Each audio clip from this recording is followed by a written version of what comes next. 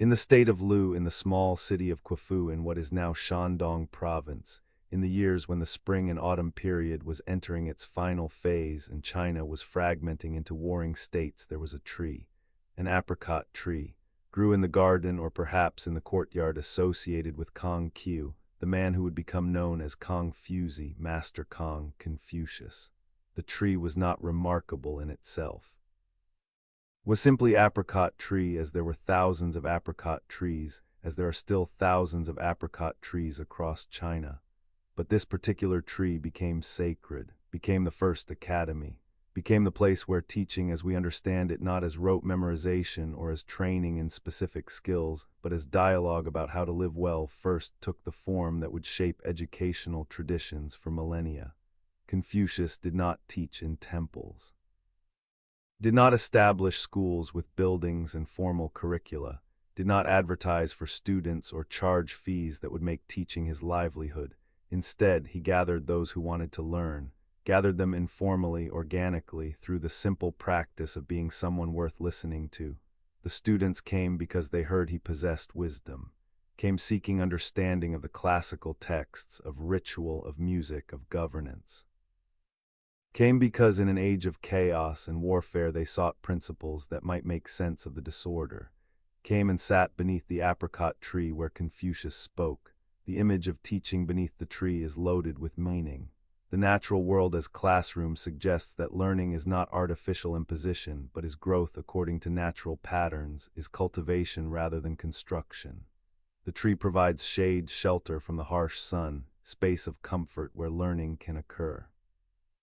The tree changes with seasons, blossoms in spring, bears fruit in summer, loses leaves in autumn, stands bare in winter, just as students grow and mature and eventually leave to teach others, just as wisdom goes through cycles of flowering and dormancy. The tree is rooted but reaches skyward, combines earthly foundation with transcendent aspiration, the combination that Confucius sought in his teaching. The teaching method was conversation, was question and answer. Was the Socratic method, though Confucius preceded Socrates by decades and the two never knew of each other's existence. Confucius would ask students questions about the classics, about ritual, about governance, would listen to their answers, would respond not with lectures but with further questions, with brief statements, with stories from history that illustrated principles without spelling them out completely. The method required active participation, required students to think rather than simply to memorize, required engagement with questions that had no simple answers. The fragments we have in the Analects preserve this conversational quality, brief exchanges, questions and responses, teachings that emerge through dialogue rather than through monologue. The students who gathered were diverse in background but unified in seeking. Some were from aristocratic families seeking education appropriate to their station. Some were from humble backgrounds seeking advancement through learning. Confucius famously said that he never refused to teach anyone who came sincerely seeking wisdom, regardless of their ability to pay. Said that if a student could bring even the minimal gift of dried meat, he would teach them. The openness was revolutionary in society where education had been restricted to aristocracy. Was democratizing force, even though Confucius himself was conservative in many ways, even though he believed in hierarchies and in proper social order. The democratization of education was perhaps unintentional consequence of his belief that anyone could cultivate virtue through study. The apricot tree became symbol that outlasted the original tree. The tree that stood in Confucius's time died centuries ago, but the site remained sacred. New apricot trees were planted in the same location. The grove became pilgrimage destination. Scholars traveling to Quafu would visit the apricot tree grove, would pay respects, would contemplate the teaching that began there. The symbolism expanded. Apricot trees planted at schools and academies across China and across East Asia became markers of Confucian education, became reminders that teaching is natural growth, that wisdom emerges in conversation, that the best classroom is one where teacher and students sit together in shade discussing questions that matter. But the image of teaching beneath the tree also obscures certain realities. The teaching was not entirely egalitarian despite the openness Confucius proclaimed. All the named disciples were men. Women were not included in this circle, were not invited to sit beneath the apricot tree. The teaching about relationships and duties that Confucius offered consistently placed women in subordinate positions: daughters subordinate to fathers, wives subordinate to husbands, widows subordinate to sons. The apricot tree's shade sheltered only half of humanity. The other half was relegated to domestic sphere, excluded from the conversation about virtue and governance, defined by their relationships to men rather than as autonomous moral agents. The content of what was taught beneath the apricot tree was ostensibly transmission rather than innovation. Confucius insisted he was not creating new wisdom, but was preserving ancient wisdom that was being forgotten. Was teaching what the sage kings of antiquity had known, what the Duke of Zhou had practiced, what the classical texts recorded. The insistence on transmission rather than innovation was partly humility. Confucius did not claim to be sage himself, only claimed to be devoted student of the sages, but the insistence was also strategy. In conservative society, claiming to restore the past was more acceptable than claiming to create something new. Whether Confucius actually was simply transmitting or whether he was innovating while claiming to transmit is question scholars debate. The answer is probably both. He drew from genuine classical sources, but interpreted them in ways that were creative, that addressed his contemporary situation, that were in some sense innovations disguised as preservations. The relationships between Confucius and his disciples were not merely educational, were familial in nature. Students called him master and treated him with reverence due to father. The best students became like sons. The relationships continued beyond formal education. Disciples remained connected to Confucius throughout their lives, visited when possible, sought his advice, cared for him in old age. When Confucius died, his disciples mourned as sons mourn fathers. Some disciples reportedly maintained 3-year mourning period appropriate for parents' death. The depth of relationship testifies to what teaching meant was not merely transfer of information, but was formation of character, was cultivation of the whole person, was relationship that shaped both teacher and student. The apricot tree teaching was oral, was face-to-face, was embodied in person of the teacher as much as in the words he spoke. Confucius's presence mattered. His demeanor, his rituals, his careful speech, his music, all modeled what he taught. Students learn not just from words but from observation, from imitation, from the living example. When teaching was eventually written down after his death, something was lost.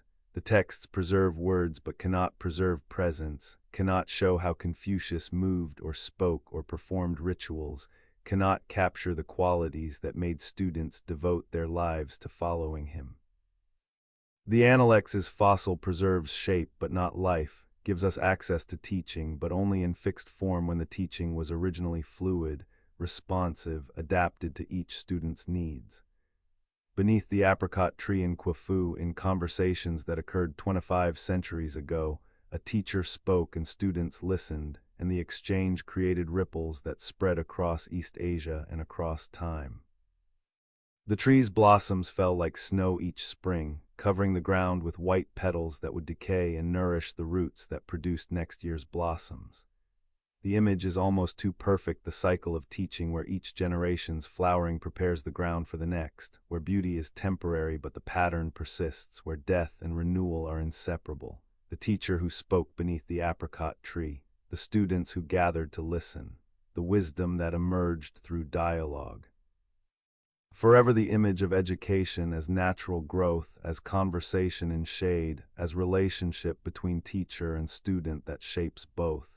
The apricot tree, the teaching, the beginning, forever. Before Conq became Confusi, before the teacher gathered students beneath the apricot tree, before the words that would echo across centuries, there was silence, there was obscurity. There was the young man whose life gave no indication that he would become one of history's most influential philosophers. The silence before the speaking is largely unknown. The Analects tells us almost nothing about Confucius's early life. Later biographies fill in details, but historians debate how much is reliable history and how much is legend created to give appropriate beginning to the story of the sage. What seems likely is that his early life was difficult, was marked by poverty and loss, was the kind of experience that either breaks a person or forges them into something harder and wiser. Confucius was born in 551 BCE in the state of Lu. His family claimed descent from nobility traced their lineage back to the Shang dynasty that had ruled China centuries earlier. But by the time of Confucius's birth, the family had fallen far from any position of power or wealth. His father, Xu Lianghe, was minor military officer who was already old when Confucius was born. The circumstances of the birth are unclear. Some sources suggest his father had a concubine who bore him after his legitimate wife failed to produce sons. The ambiguity about his mother's status may have marked Confucius socially, may have contributed to the sense of being outside the establishment, of being someone who had to prove worth rather than inheriting it. The father died when Confucius was 3 years old. The death plunged the family into poverty. The young boy grew up without father's guidance, grew up watching his mother struggle, grew up understanding that noble lineage meant nothing without resources to support it. The early experience of poverty and loss seems to have shaped his character profoundly, gave him sympathy for those who suffered through no fault of their own, gave him understanding that virtue was not inherent in social class, that nobility of character mattered more than nobility of birth, gave him determination to rise through his own efforts, to master the learning that might provide path out of poverty.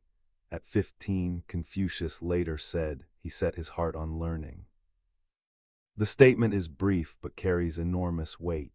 At age when most people are still forming their identities, still uncertain about their paths, Confucius made commitment, would devote himself to study, would master the classical texts, would learn ritual and music and archery and charioteering and mathematics and writing, the 6 arts that constituted education for the aristocratic class he aspired to join. The commitment required discipline extraordinary for a teenager. Required sacrificing immediate pleasures for long-term cultivation. Required faith that learning would provide meaning and possibly advancement even when immediate circumstances gave little reason for such faith. The years between 15 and 30 were apprenticeship, were working minor jobs to support himself and his mother while studying whenever possible. Confucius worked as keeper of granaries, as supervisor of livestock, as minor bureaucrat performing administrative tasks. The work was humble.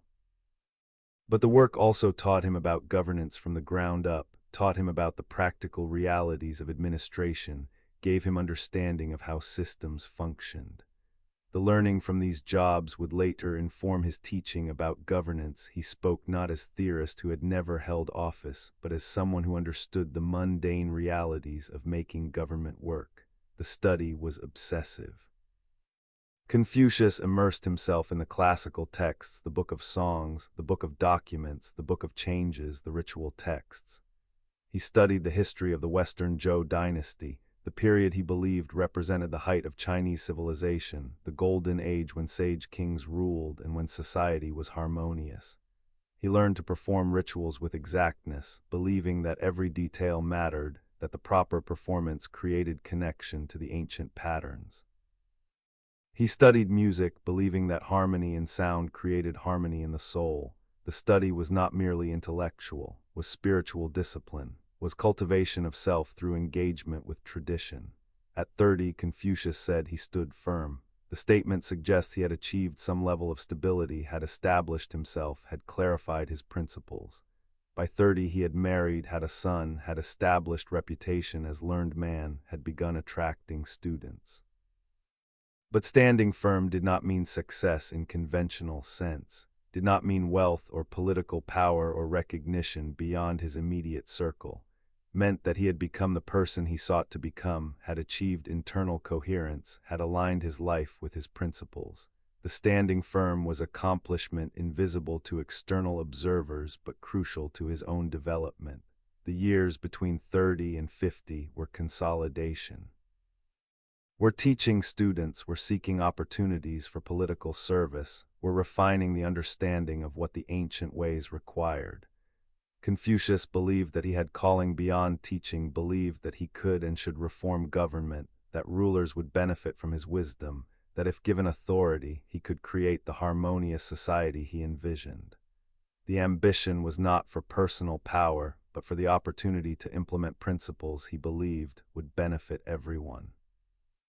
But the opportunities did not come, or when they came were minor positions, were brief appointments that ended in frustration, were glimpses of possibility that closed before opening fully.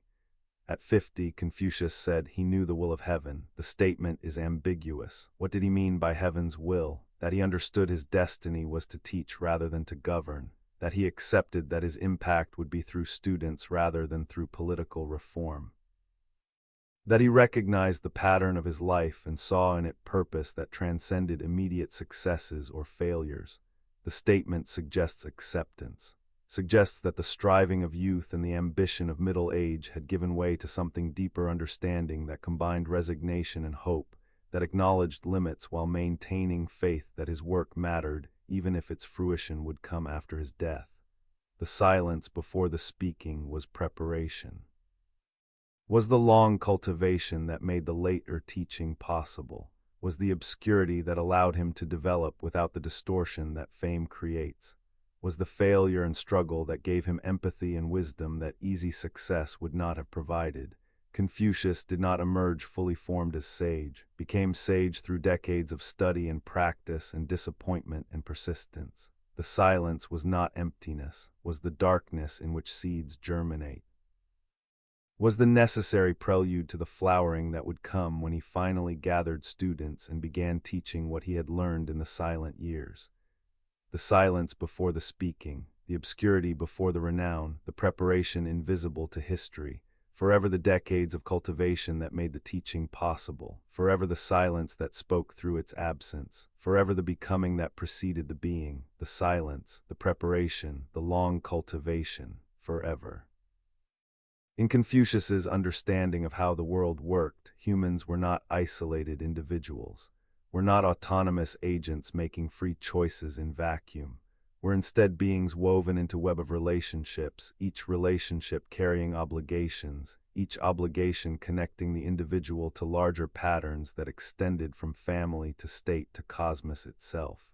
The relationships were not infinite, were not random, were 5 fundamental patterns that, if properly maintained, would create harmony throughout all levels of existence.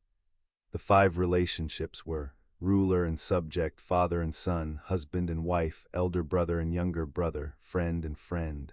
Each relationship had its own character, its own duties, its own rituals, but all shared the principle that harmony came through each party fulfilling their role, through reciprocal obligations that created balance.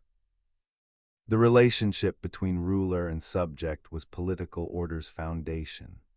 The ruler's obligation was to govern virtuously, to care for the people as parent cares for children, to maintain ritual propriety, to provide moral example. The subject's obligation was loyalty, was service, was support for legitimate authority. But the reciprocity was crucial. The ruler who governed tyrannically broke the relationship, lost the mandate, became illegitimate. Confucius's teaching here was potentially revolutionary, implied that subjects owed loyalty only to virtuous rulers, that if ruler failed in virtue, the relationship was void. Later Confucians would develop this into justification for rebellion against unjust rulers. Confucius himself was more cautious, emphasized reform over revolution, but the seed was their authority comes from virtue, not merely from power. The relationship between father and son was family's core and by extension was template for all hierarchical relationships. The father's obligation was to nurture, to educate, to prepare the son for adult responsibilities. The son's obligation was filial piety, the reverence and obedience that would become perhaps the most distinctive feature of Confucian ethics. Filial piety extended beyond simple obedience, required caring for parents in old age, mourning them properly after death, maintaining the family line, honoring ancestors. The obligation did not end with parents' deaths, continued through ancestor veneration, through the rituals that kept the dead present among the living, through the understanding that each generation was link in chain connecting past to future. The relationship between husband and wife was the only one of the five that crossed gender lines, but the crossing was not equal partnership. The husband's obligation was to provide for and protect the wife. The wife's obligation was obedience and domestic competence. The relationship was fundamentally hierarchical. Husband governed the outer sphere of public life, wife governed the inner sphere of home, but the outer sphere was considered superior. The teaching has been used across centuries to justify female subordination, to restrict women's autonomy, to make wives property of husbands. Whether Confucius intended this level of subjugation, or whether later interpreters exaggerated what he taught, is debatable.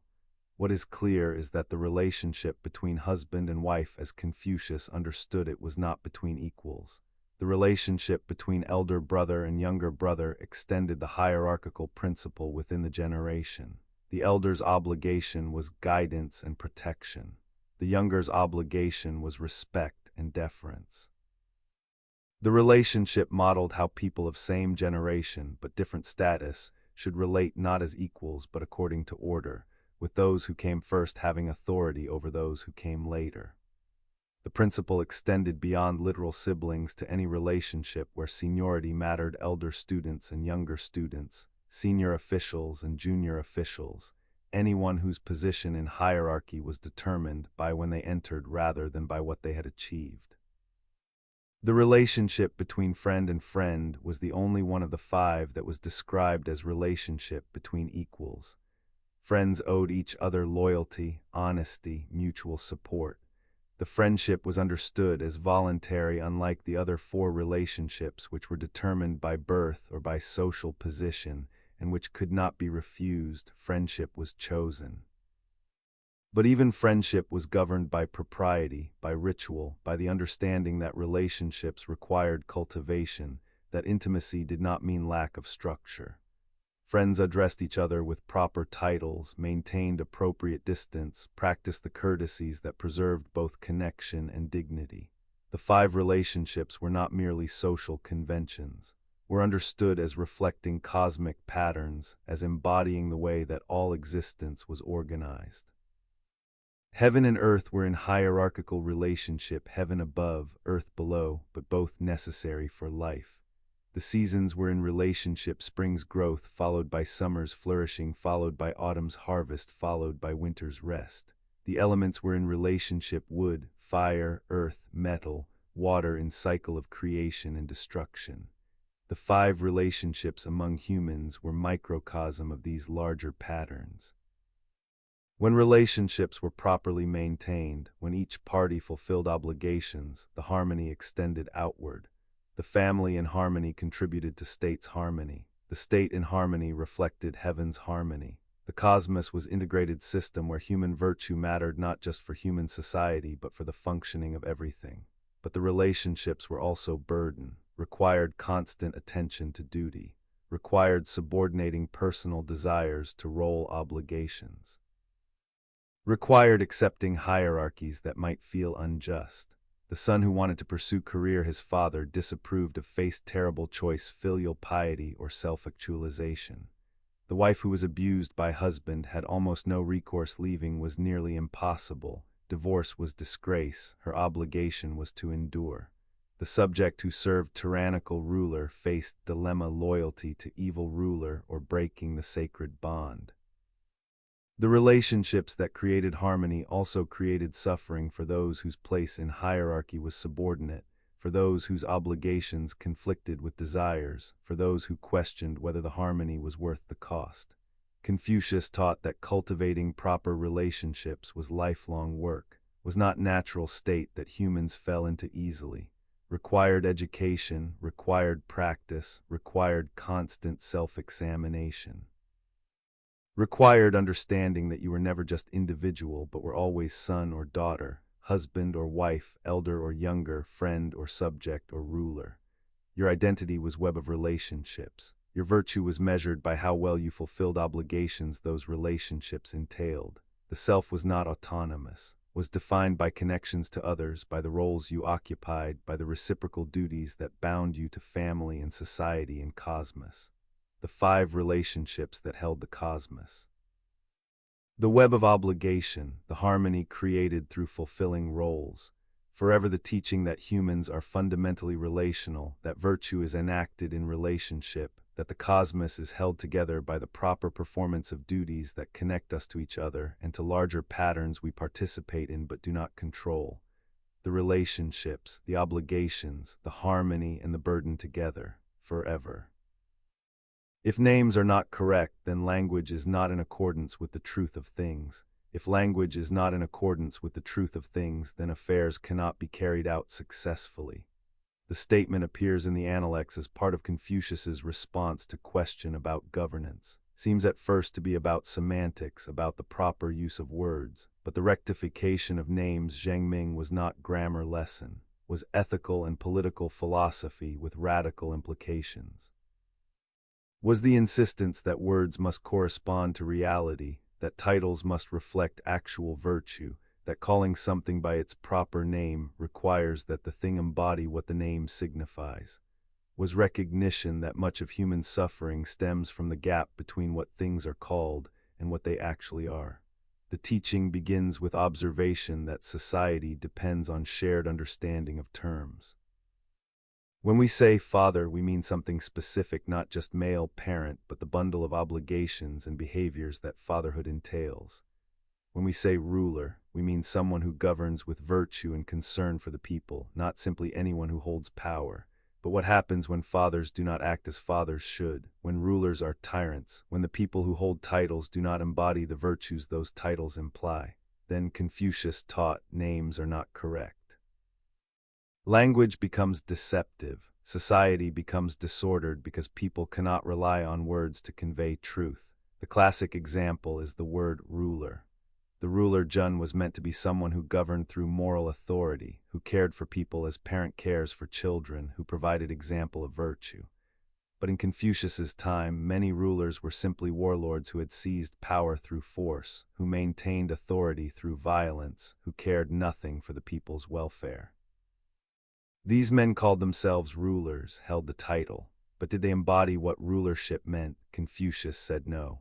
Said that calling a tyrant a ruler was corruption of language, was making the word lie. True rectification of names would require that those who did not govern virtuously not be called rulers, would require potentially that they be removed from positions they did not deserve. The political implications were enormous. If ruler who does not govern virtuously is not true ruler, then subjects' duty of loyalty does not apply. Then rebellion might be justified. Then the mandate of heaven, the concept that legitimacy comes from governing well, and that heaven withdraws mandate from corrupt rulers, becomes not just theoretical principle but practical guide to action. Confucius was careful never to openly advocate rebellion, was teaching an age when such advocacy would have been extremely dangerous. But the logic of name rectification pointed toward revolutionary conclusion that legitimate authority comes from virtue, not from force, that calling tyrant a ruler does not make him one. The principle extended beyond politics, applied to all the fundamental relationships. A father who abused his children, was he truly father? Or was he simply male who had produced offspring without embodying the nurturing and educating that fatherhood required? A husband who brutalized his wife, was he husband in true sense? Or was the name a lie that obscured reality of violence? The questions were dangerous, threatened to undermine the entire social order that depended on people accepting their roles and fulfilling their obligations even when others failed to fulfill theirs. But Confucius insisted that naming mattered, that words that did not correspond to truth created confusion that made social harmony impossible. The rectification extended to self-understanding. Confucius taught that you must examine whether you truly are what you call yourself. If you call yourself scholar but do not actually study, if you call yourself friend but do not act with loyalty, if you call yourself filial but do not honor your parents, then you are not using language correctly, are deceiving yourself and others. The rectification of names required brutal honesty about the gap between aspiration and reality, between the titles we claim and the virtues we actually possess. Required constant work to bring reality into alignment with the names, to become actually what we claim to be. The teaching also had linguistic dimension. Confucius believed that proper names carried within them the obligations those names entailed. The word father did not just refer to biological relationship. Contained within the word was the entire set of duties and behaviors that constituted proper fatherhood. To use the word correctly was to invoke those obligations. When names were not correct, when words were used loosely, or when they were deliberately distorted, the obligations became unclear. People could not know what was expected of them, could not fulfill roles whose requirements had been obscured by linguistic corruption. Rectifying names meant restoring clarity about what each role required. But the rectification also revealed tensions in Confucius's thought. He insisted that relationships required reciprocity, that ruler must govern well and subject must serve loyally, that father must nurture and son must honor. But he also insisted on hierarchy, that son must honor father even when father fails to nurture properly, that subject must serve ruler even when ruler is imperfect. How could both be true? If names must be correct, if fathers who do not nurture are not true fathers, why must sons still honor them? Confucius never fully resolved this tension, left it as ache in the system, as place where the ideal and the practical pulled in different directions. The later Confucian tradition would struggle with name rectification's implications. Some would emphasize the revolutionary potential, the justification for removing rulers who did not rule well. Others would emphasize the conservative dimension, the insistence that even imperfect relationships must be maintained, that hierarchy must be preserved even when those in superior positions fail their duties. The tension would generate 2,000 years of debate about when obedience was virtue and when it was vice, about when enduring injustice was proper and when resisting it was necessary. In practice, the rectification of names became justification for both stability and change. Could be used to support status quo by insisting that calling someone ruler or father meant they must be obeyed regardless of their actual virtue. Could be used to challenge authority by insisting that those who did not embody the virtues their titles implied were not legitimate holders of those titles. The ambiguity was perhaps inevitable. Language is always imperfect mirror of reality. Names never perfectly capture the things they name. The gap between word and thing, between title and virtue, between what we call ourselves and what we actually are, this gap is a permanent feature of human existence. Confucius's insistence on rectifying names was not naive belief that the gap could be eliminated, was ethical demand that we must try to minimize it, must work constantly to bring language into alignment with truth, must resist the temptation to let words become lies that make injustice seem normal. The rectification of names. The demand that words correspond to reality, the insistence that calling something by its proper name requires that it embody what the name signifies. Forever the teaching that language matters morally, that words shape reality, that corruption of language is corruption of society, that speaking truly is not merely aesthetic preference but is ethical obligation. The names, the rectification, the alignment of word and world. Forever the challenge Confucius posed to examine whether we are what we claim to be, whether the names we use reflect truth or conceal it, whether our language clarifies or obscures the obligations that should bind us to each other and to the cosmos that contains us. The rectification, the truth in naming, forever. Throughout the Analects, Confucius speaks of the Junzi, the superior person, the gentleman, the exemplar who embodies all virtues and who serves as model for how humans should be. The Junzi is contrasted with the Zioran, the small person, the petty person, the one who pursues profit rather than righteousness, who acts from self-interest rather than from principle. The distinction structures much of Confucius's teaching, but the Junzi was ideal rather than reality. Was aspiration that no one, including Confucius himself, claimed to have achieved. Was the person who embodied perfect virtue, who practiced ritual flawlessly, who governed self and others with consummate skill and who therefore existed in vision but not in flesh. The qualities of the Junzi are enumerated throughout the Analects. The superior person studies broadly and focuses on essentials, practices ritual and music, values righteousness over profit, speaks carefully and acts deliberately.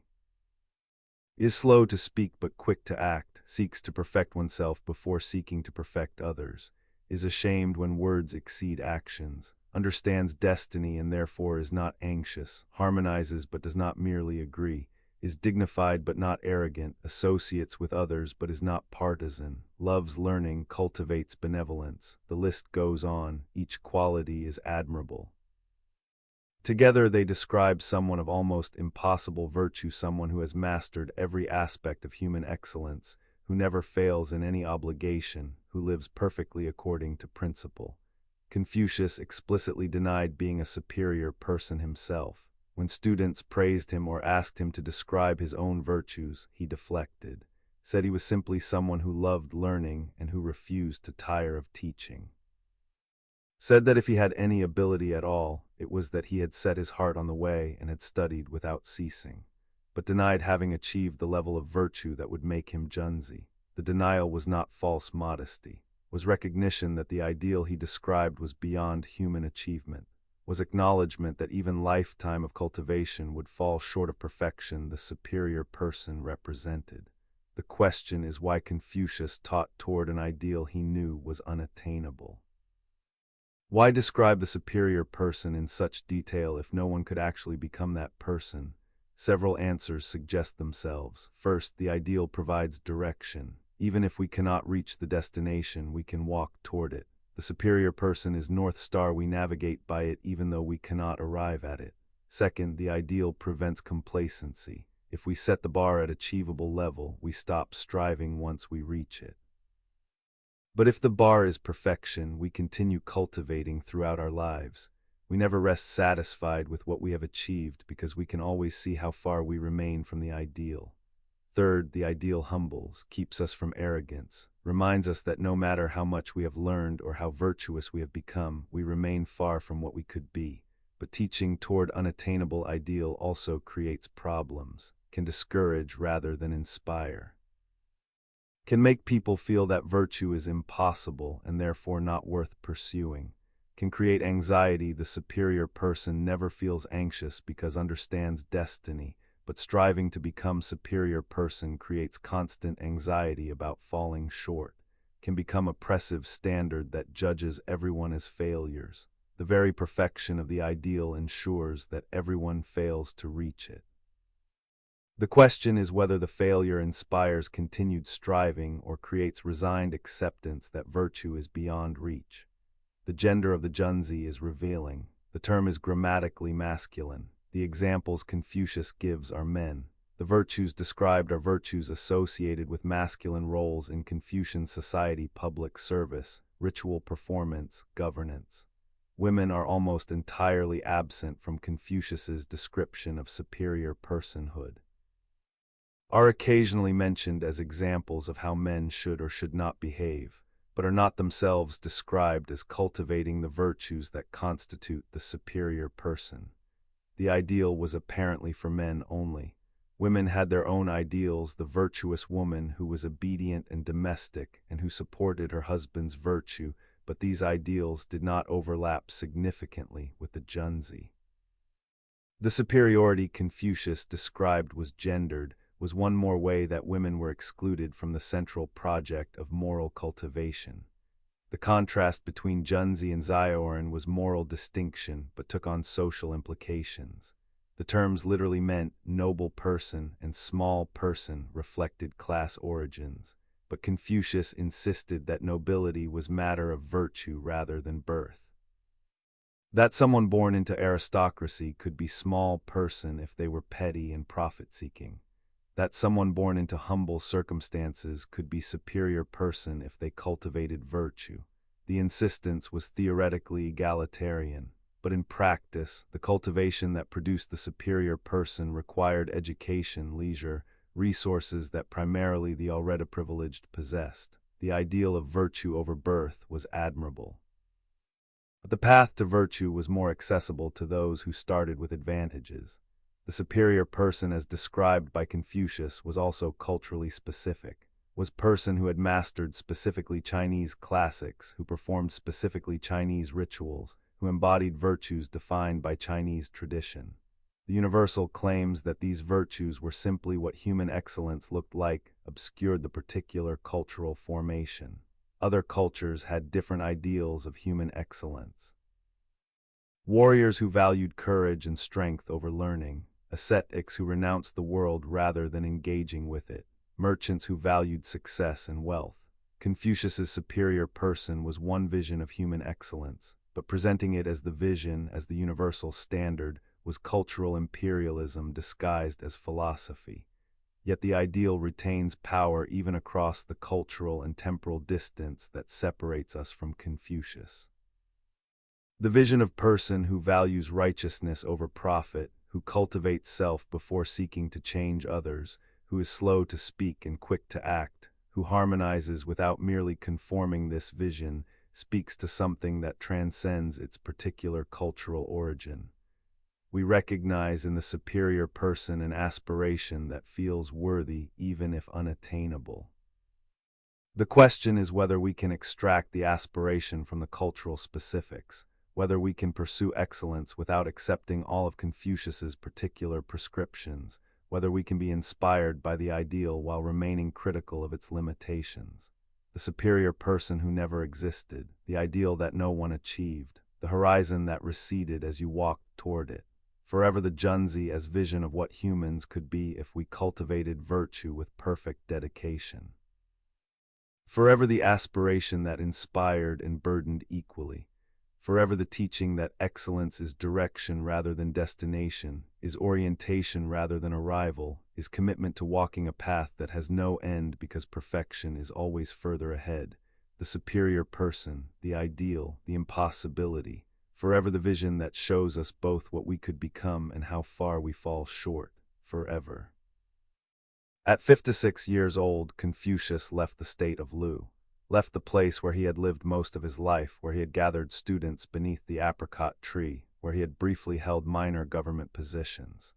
Left because he believed he had calling beyond teaching, believed that he could and should reform government, that rulers needed his wisdom, that if given authority, he could create the harmonious society he envisioned. The leaving began 13 years of wandering. 13 years traveling from state to state, seeking a ruler who would implement his teachings, offering his services as advisor and minister, being received politely but never being given real power. 13 years of rejection measured by worldly standards. 13 years that would become, in later hagiography, evidence of his dedication and persistence, but that in living were simply failure, were the aging teacher unable to accomplish what he most wanted to accomplish. The wandering followed a pattern. Confucius and small group of disciples would arrive at a state, would seek audience with the ruler, would sometimes be received, sometimes be ignored. When received, would discuss governance, would offer advice drawn from classical precedents, would suggest how ritual and virtue could transform the state. The rulers would listen politely, would ask questions, would praise Confucius's learning, but would not actually implement what he suggested. The reasons varied. Sometimes the advice seemed impractical. Confucius emphasized long-term moral cultivation when rulers faced immediate military threats. Sometimes the advice threatened powerful interests. Reforming government according to virtue would require removing corrupt officials who were often the ruler's relatives or allies. Sometimes the rulers simply preferred other advisors whose counsel was more congenial or more pragmatic. The rejection was not merely professional disappointment. Was deeply personal for Confucius. He believed that he understood what heaven required, that his teaching was not personal opinion, but was transmission of ancient wisdom that sage kings had practiced. He believed that if rulers would follow his guidance, society would flourish, that refusing his counsel was not just refusing him, but was refusing the way, was perpetuating the chaos that was destroying the Zhou dynasty's remnants. The rejection felt like watching the world choose disorder when order was available, like offering medicine to the sick and having them refuse it, like bearing message from heaven and finding no one willing to listen. The disciples who traveled with him witnessed the repeated disappointments, saw their teacher arrive hopefully at each new state, saw him present his vision, saw him thanked and dismissed. The disciples' loyalty during these years testifies to their devotion. They had no prospect of advancement, received no pay, suffered the hardships of constant travel, and yet remained with Confucius. Their persistence suggests they believed in the teaching even when the world rejected it, suggests they found value in the relationship itself, in the presence of the master, in the conversations during travel, in being part of something that felt meaningful even when it appeared futile.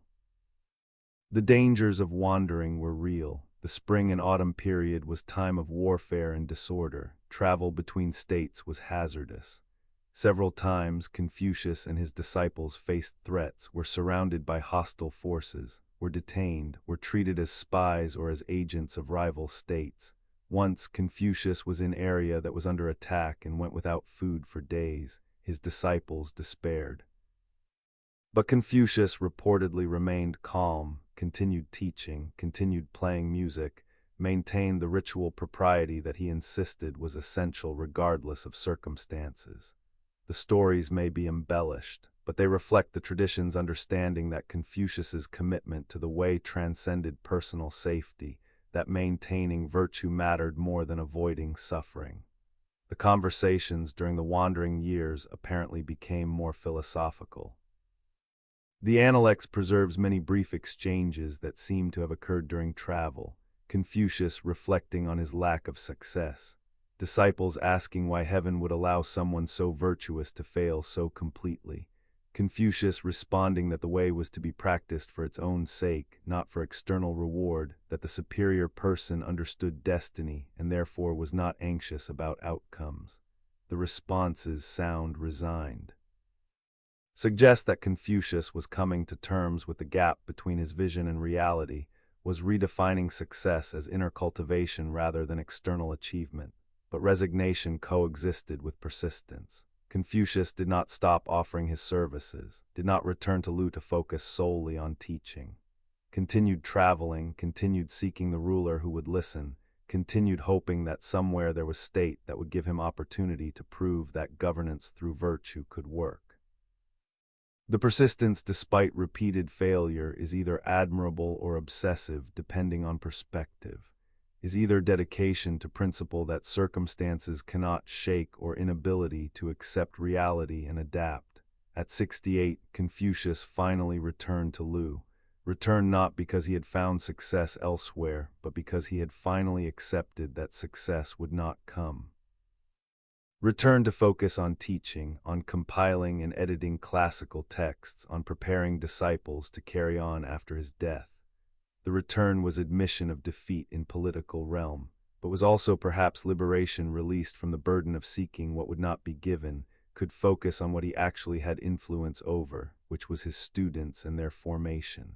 The wandering years are often romanticized in later tradition, are portrayed as heroic persistence, as dedication that refused compromise, as sage wandering through fallen world offering wisdom to those too corrupt to accept it.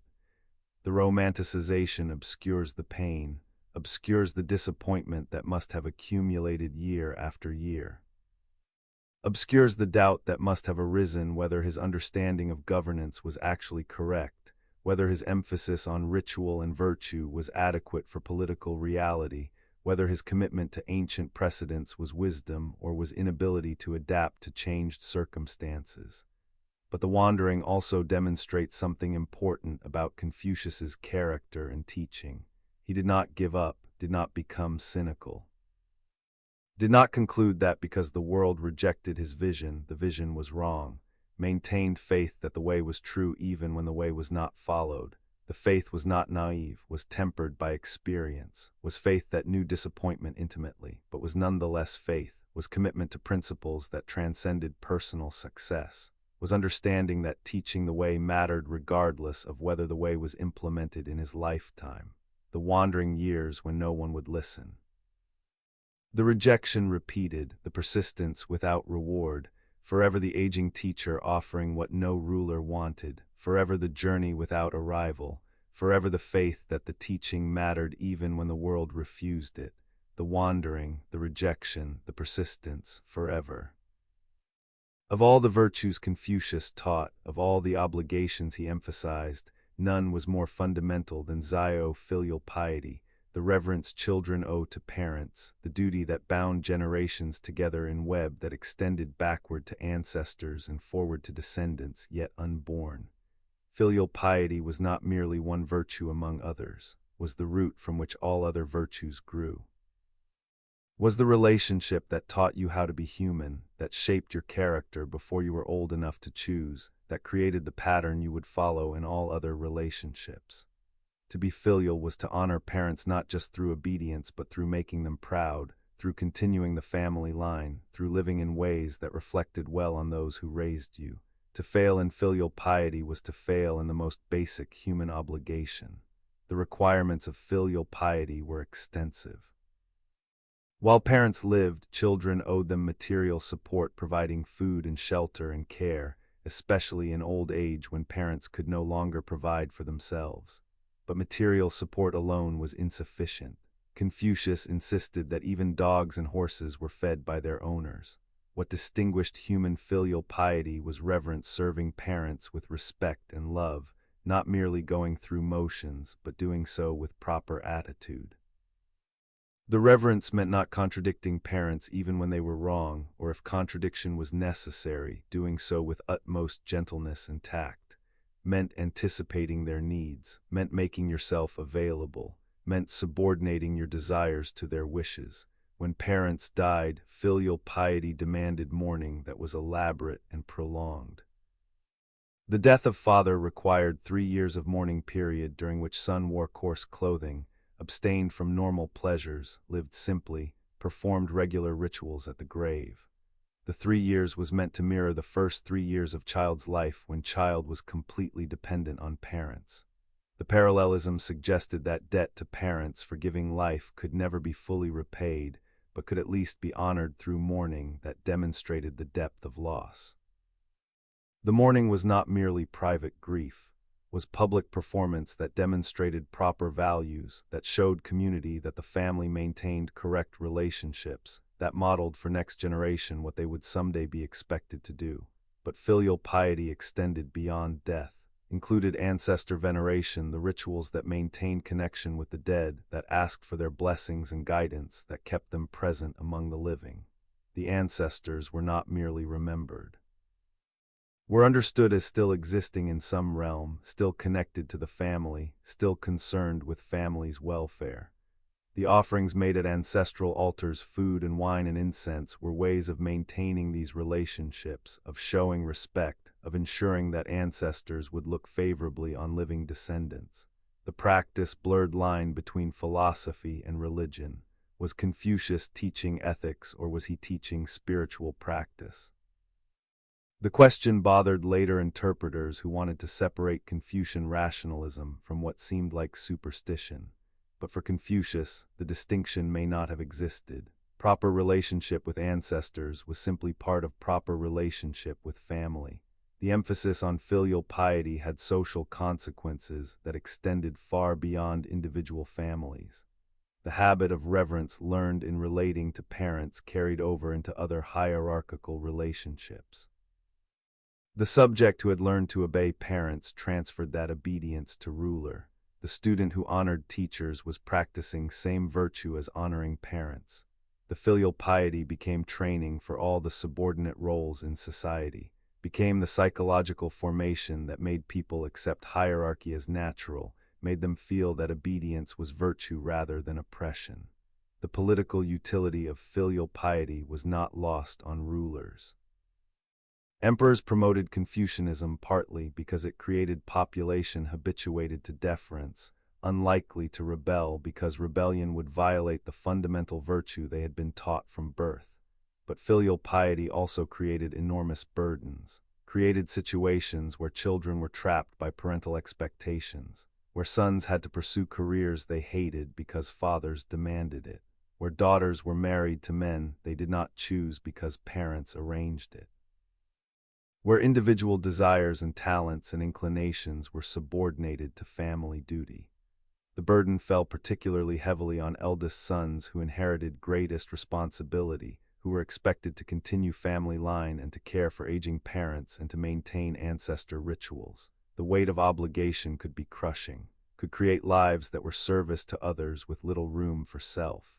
The burden also fell heavily on women, though in different ways. Daughters owed filial piety to fathers while young, then transferred their primary loyalty to husbands and to husbands' families after marriage.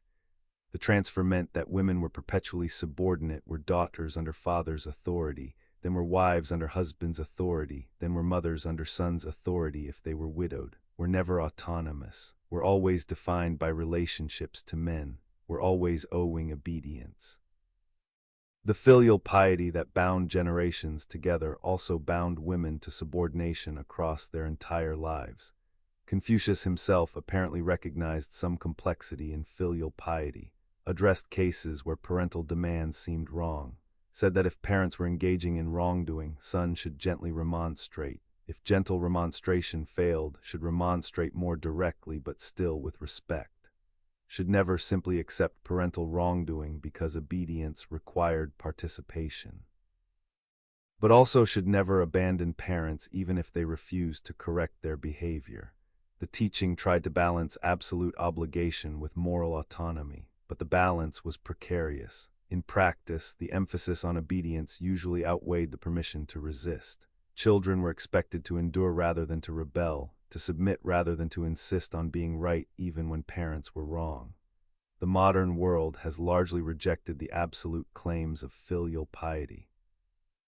Values individual autonomy over family obligation, sees arranged marriages as violations of freedom rather than as proper parental role, sees 3 years of mourning as excessive, sees ancestor veneration as superstition.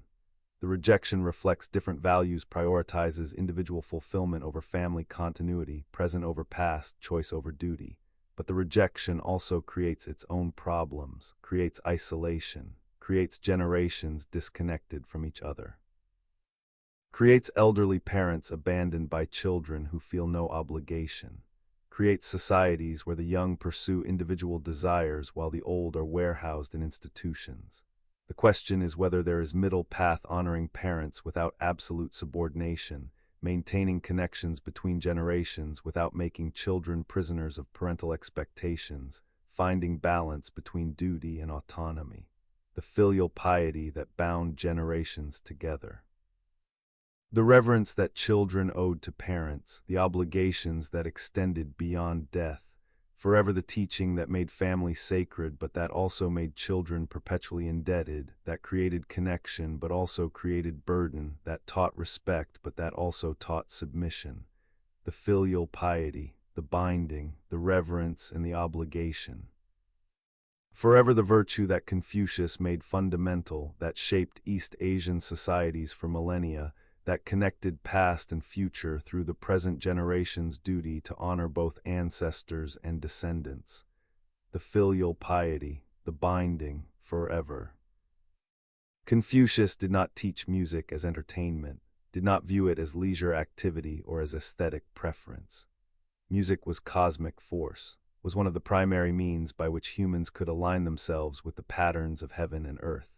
Music properly composed and properly performed created harmonies that resonated through all levels of existence, harmonized the individual heart, harmonized relationships, harmonized society, harmonized human realm with cosmic order.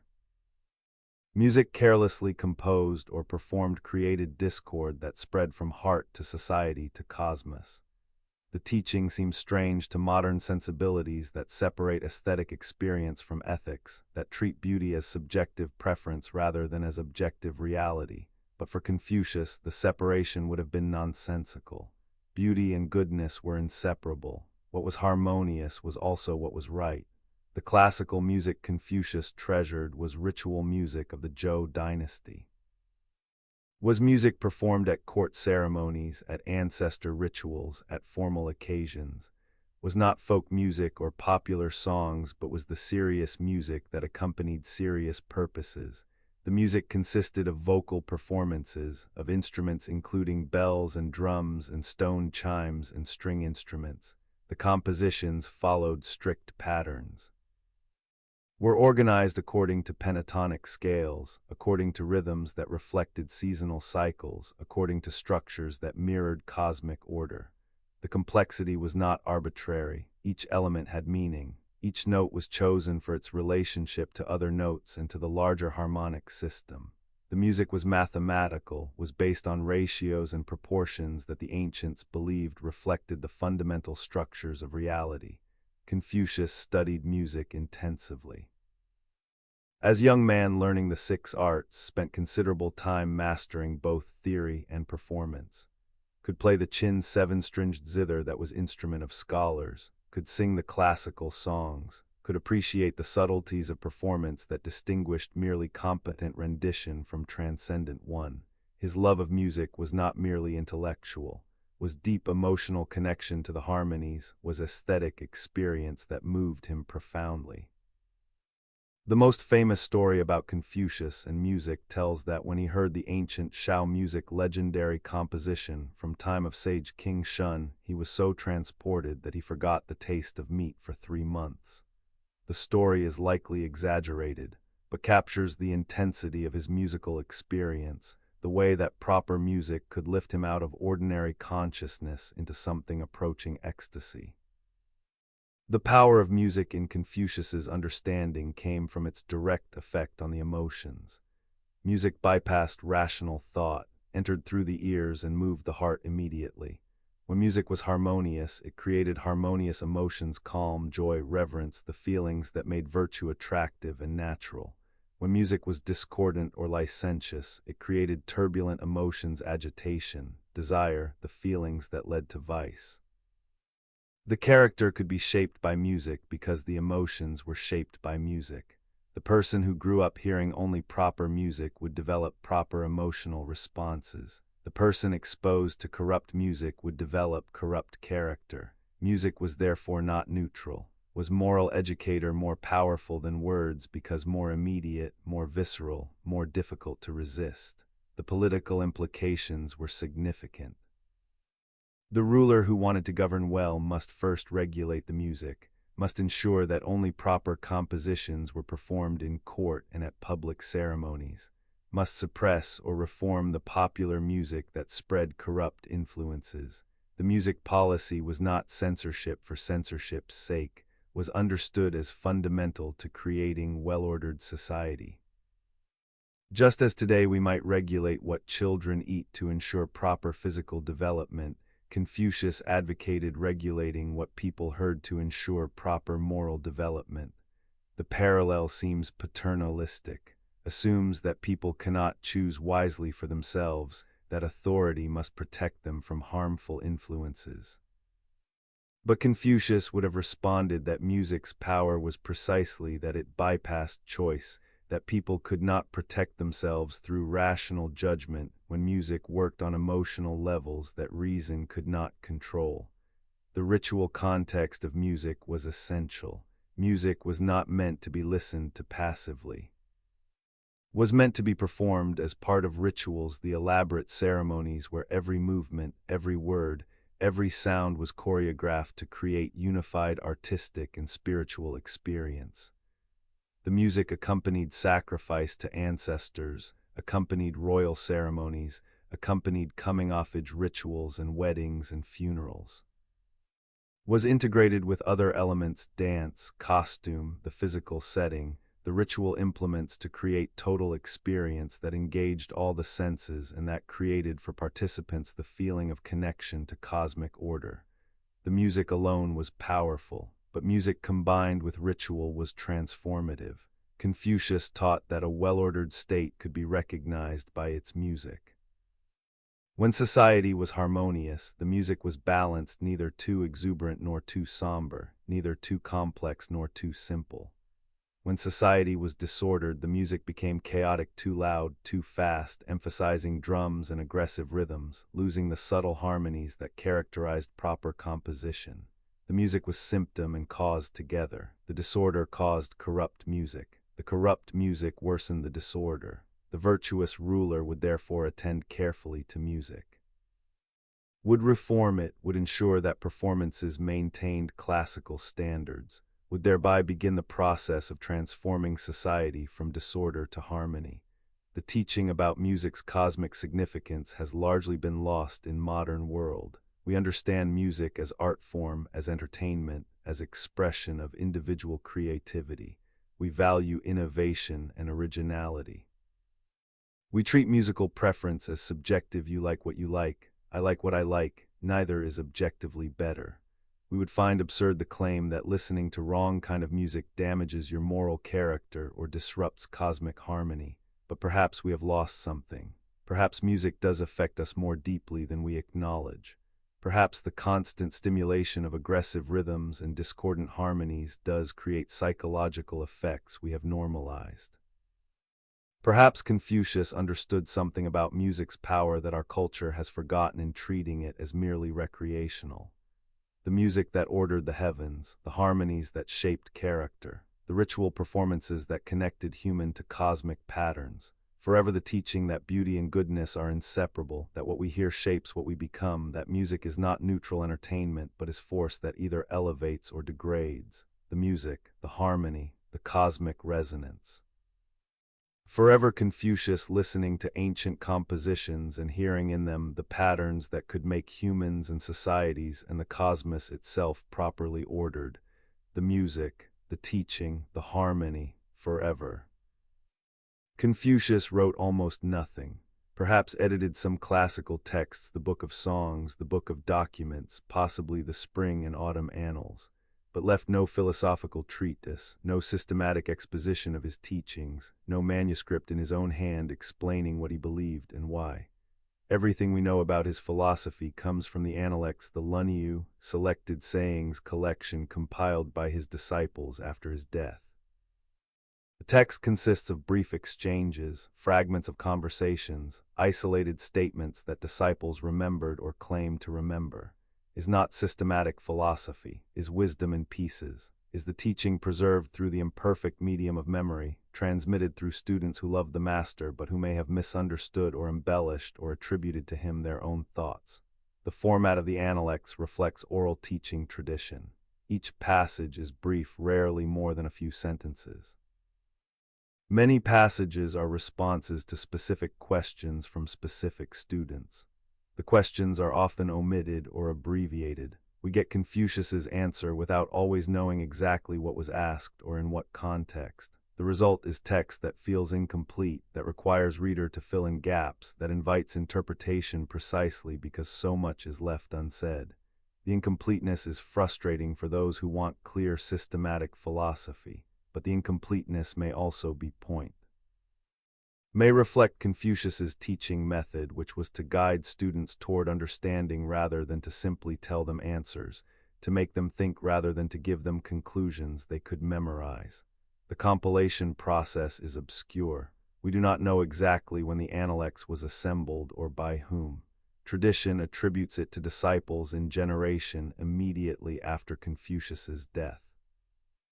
But textual analysis suggests that different parts may come from different periods, that some passages may be much later additions, that the text as we have it may have been assembled gradually over centuries. The uncertainty about origins creates uncertainty about authenticity. Which passages actually record Confucius's words, which record disciples' interpretations, which are later inventions attributed to the master to give them authority. Scholars debate, no consensus exists. We read the Analects knowing that we are reading tradition's understanding of Confucius rather than necessarily reading Confucius himself. The organization of the Analects is loose, is not structured as logical argument, does not proceed from premises to conclusions, does not build systematic philosophy, instead presents teachings in no obvious order. A saying about governance followed by saying about ritual followed by saying about personal virtue with no clear connection between them. The organization or lack of organization has frustrated readers across centuries, has led to countless attempts to systematize Confucius's thought, to extract from the fragments a coherent philosophy, but perhaps the fragments resist systematization intentionally. Perhaps the point is that wisdom cannot be reduced to system, that truth emerges in specific contexts addressing specific questions, that the teacher's role is to offer insights appropriate to the moment rather than to construct comprehensive theories. The brevity of many passages suggests they are compressed memories of longer conversations. A student asks question, Confucius responds with sentence or two.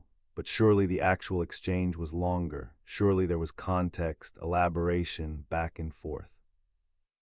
The text gives us conclusion without showing us how Confucius arrived there, gives us principle without showing application, gives us the memorable phrase without preserving the discussion that surrounded it.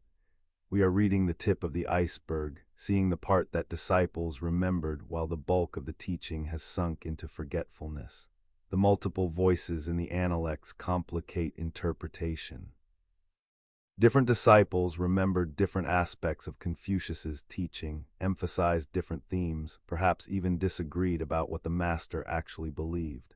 When we read the Analects, we are not hearing single voice, are hearing chorus of disciples, each offering their recollection, each shaped by their own understanding and concerns. The diversity enriches the text, gives us multiple perspectives on the teaching, but also creates contradictions, passages that seem to disagree with each other. Emphases that shift. The contradictions can be read as evidence that the text is unreliable, that disciples misremembered or distorted, or can be read as evidence that Confucius adapted his teaching to different students, said different things in different contexts, resisted simple consistency because reality is complex and simple consistency would falsify it. The tone of the Analects is distinctive, is conversational, intimate, immediate. We feel we are overhearing exchanges between teacher and students. We sense the relationships, the affection, the respect, sometimes the frustration when students do not understand. We get glimpses of Confucius's personality, his love of music, his disappointment at political failures, his humor, his occasional irritation with students who ask foolish questions or who miss the point. The personality that emerges from the fragments is compelling. Is teacher who cares deeply, who dedicates himself to students, who maintains dignity without pomposity, who takes learning seriously while maintaining humanity. But the Analects also reveals limits of Confucius's vision, the exclusion of women from moral cultivation, the emphasis on hierarchy and subordination, the conservative preference for ancient precedents over innovation, the occasional self-righteousness. The text preserves not just wisdom but also the blind spots, not just the insights but also the assumptions that Confucius shared with his culture and that we now question. Reading the Analects critically means appreciating the wisdom while acknowledging the limitations, recognizing that even great teachers are products of their times, that even profound insights coexist with prejudices and blind spots. The text's openness to interpretation has allowed it to remain living tradition. Each generation reads the Analects anew, finds in it what their generation needs, interprets passages in ways that speak to their concerns. The Neo-Confucians of Song Dynasty read metaphysical philosophy into passages that seem purely ethical. Modern scholars read social criticism into passages that seem purely conservative. The interpretive flexibility means the text never becomes museum piece, remains relevant, remains contested, remains alive in ways that more systematic philosophy often does not. The Analects that were never written by the master, the fragments preserved by those who loved him, the sayings compiled by disciples who may have disagreed about what they meant. Forever the text that gives us access to Confucius while also keeping him at distance, that lets us hear his voice while also filtering it through layers of memory and interpretation and transmission. The Analects, the fragments, the teaching preserved imperfectly. Forever the wisdom in pieces, the philosophy that resists system, the master speaking through the words of disciples who tried to capture what they could of the teaching that shaped their lives. The Analects, the fragments, the transmission, forever. After Confucius died in 479 BCE, after the initial mourning period, after the disciples dispersed to teach what they had learned, the question arose of how to honor the master. He had not claimed to be divine, had insisted he was simply transmitting ancient wisdom, had denied being sage. But the students and the students of students and the later generations who revered his teaching needed ways to show respect, needed places where memory could be preserved, needed rituals that maintained connection to the source of the tradition. The solution was temples, but temples unlike those dedicated to gods. Temples where philosophy became something approaching religion without quite becoming theology, where silence became worship, where the dead teacher remained present through ritual attention. The first Confucian temples were simple, were shrines at his tomb in Quafu, were places where disciples came to make offerings, to bow, to spend time in contemplation near where the master was buried. The offerings were not prayers for intervention, were not requests for favors, were simply expressions of respect, were ways of saying, your teaching matters, your memory lives, we continue what you began. The shrine was quiet space set apart from ordinary life. Was place where the transmission could be felt, where connection to the tradition could be renewed, where students could remind themselves why learning mattered. Over centuries, the temples became more elaborate, were built in cities across China and eventually across East Asia, in Korea, in Japan, in Vietnam, anywhere Confucian learning spread. The temples followed similar architectural patterns, were oriented according to ritual requirements. Had courtyards progressing from outer to inner, from public to sacred. Had main hall containing tablet bearing Confucius's name and sometimes tablets honoring his principal disciples. Had altars for offerings, had spaces for students to gather and study. The temples were educational institutions as well as memorial sites, were schools where classics were taught, were examination halls where scholars demonstrated mastery of Confucian learning. Were living institutions rather than merely memorials to the dead.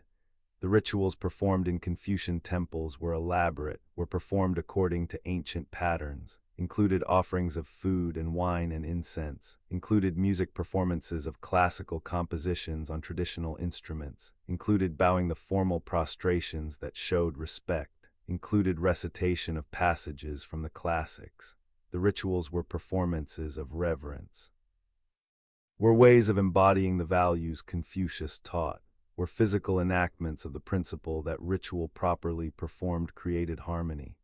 The participants were not worshipping in sense of praying to God, were instead honoring ancestor, showing respect for teacher, participating in tradition that connected them to the past. The tablets bearing Confucius's name became focal points, were not images Confucian tradition generally avoided representational art in religious contexts. Were instead inscriptions, words identifying who was being honored. The tablet represented presence without claiming to be the presence, was symbolic focus for reverence without being idle. The distinction mattered to later Confucians who wanted to maintain that they were not worshipping Confucius as God, were simply honoring him as supremely important teacher. The distinction became fine line that different interpreters drew differently. Was Confucius being deified? Or was the veneration simply extreme form of respect for teacher? The debate would continue for centuries. The temples served social functions beyond religious or philosophical ones, were markers of status. Cities that had Confucian temples demonstrated their commitment to learning, their participation in broader Chinese cultural world, their adherence to values that empire promoted. The temples were also political institutions. Imperial governments supported them, funded their construction and maintenance, regulated who could serve in them.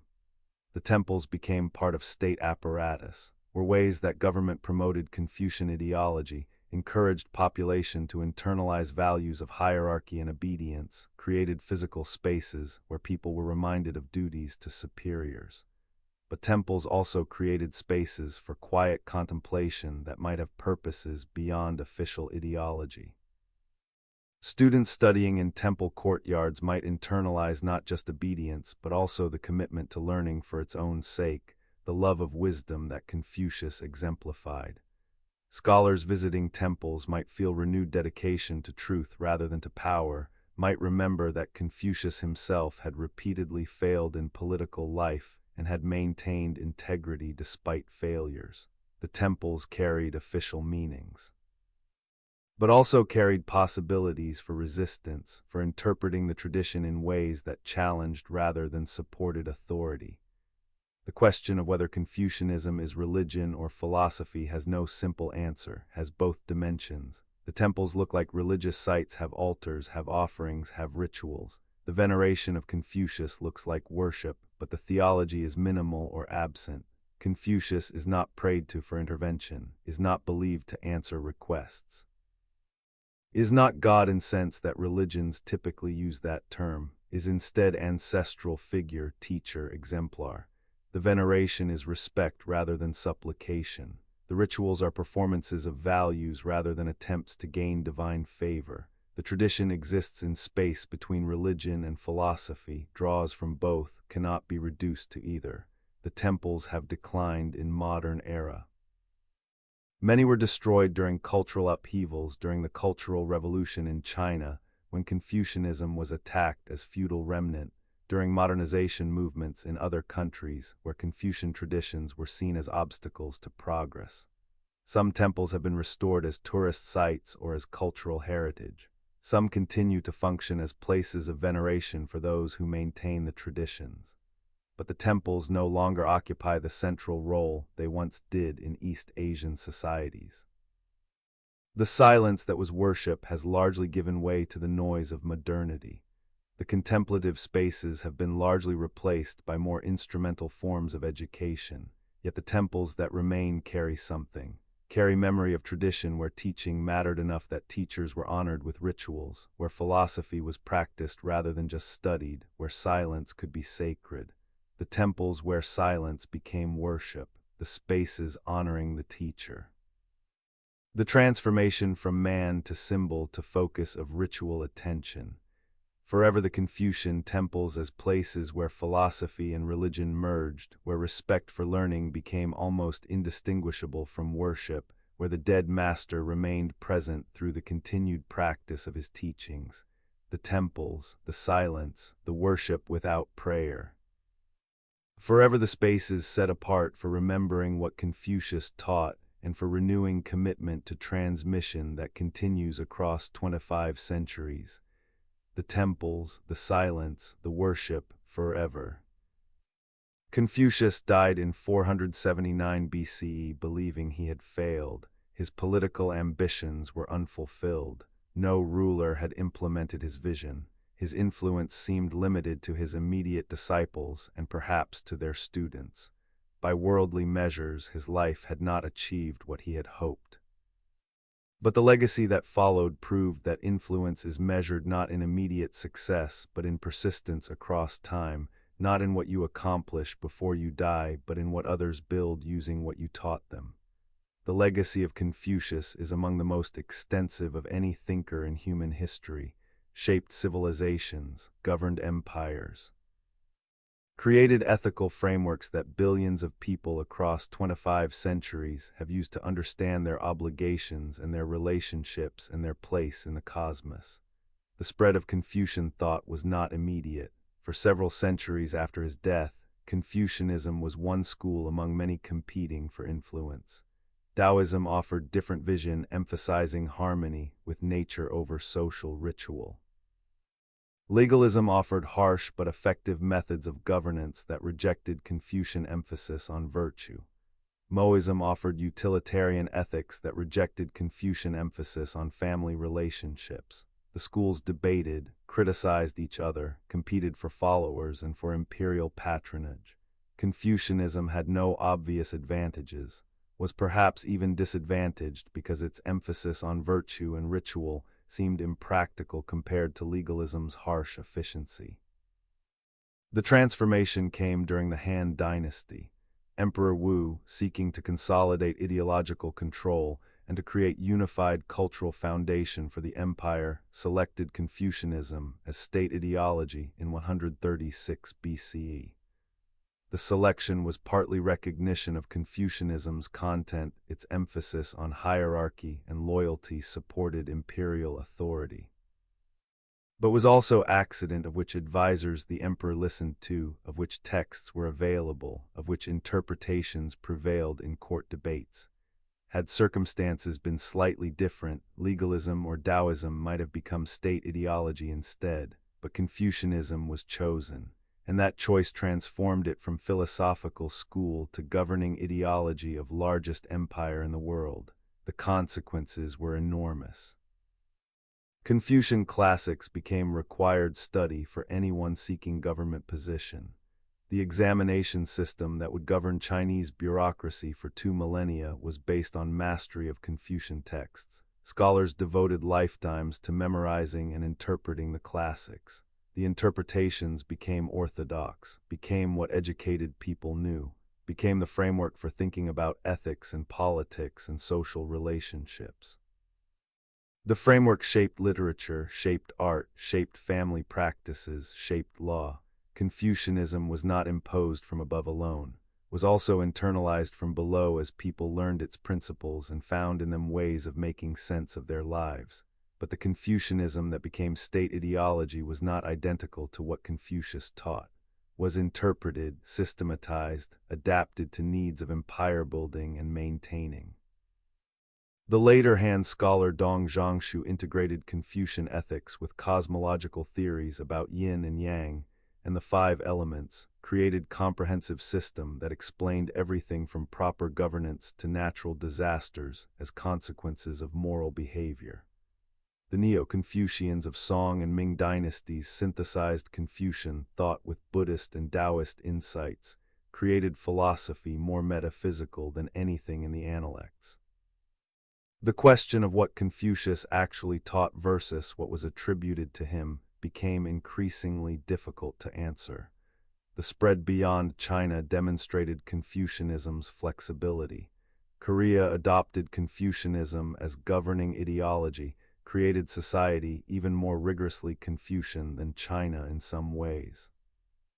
Japan incorporated Confucian ethics while maintaining very different political structure. Emperor who reigned but did not rule, samurai class that contradicted Confucian preference for scholars over warriors.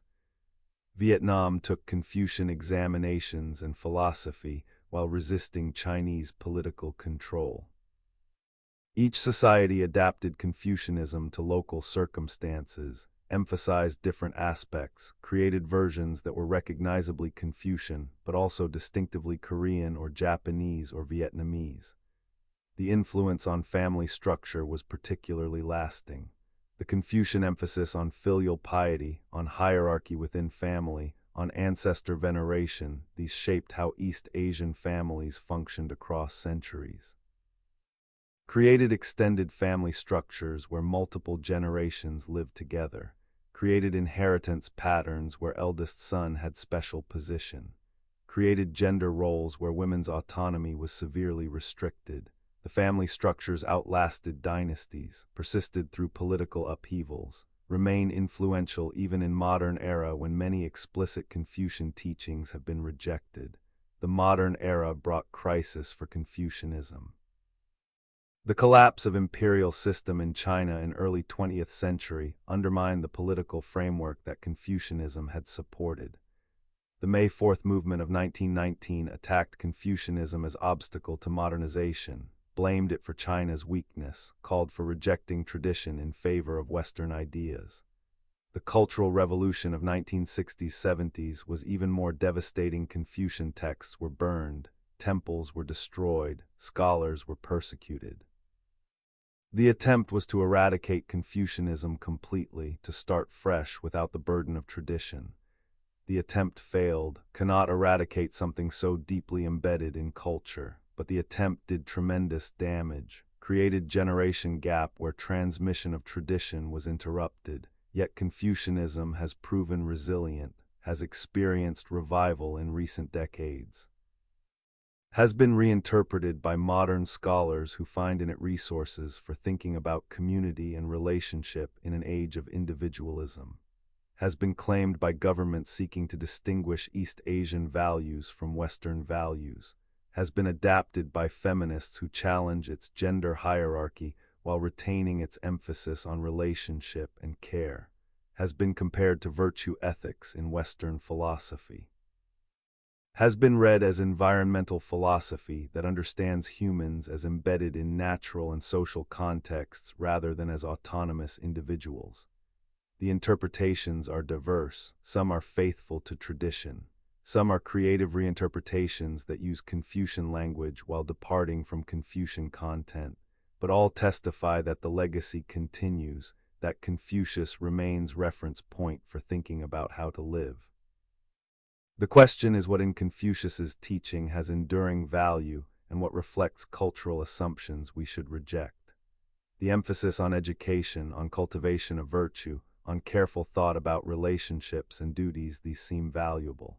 The specific hierarchies Confucius defended the subordination of women, the absolute authority of parents, the claim that rulers deserve obedience, these seem problematic.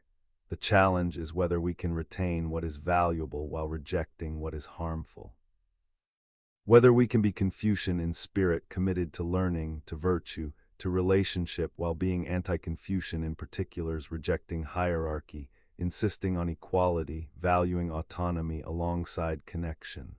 The legacy that outlasted empires, the influence that spread across East Asia and beyond, the teaching that was adapted and transformed across centuries and cultures. Forever Confucius as name that carries meanings he never intended, as source for traditions he would not recognize, as reference point for debates he could not have imagined. Forever the legacy that testifies to power of ideas, to importance of teachers, to possibility that what you teach can outlive you by thousands of years, can shape billions of lives, can become woven into fabric of civilizations. The legacy, the transformation, the persistence. Forever Confucius not as he was in life but as he became in death, not as historical individual but as tradition, not as person but as name carrying weight of 25 centuries of interpretation and reinterpretation. The legacy, the outlasting, forever.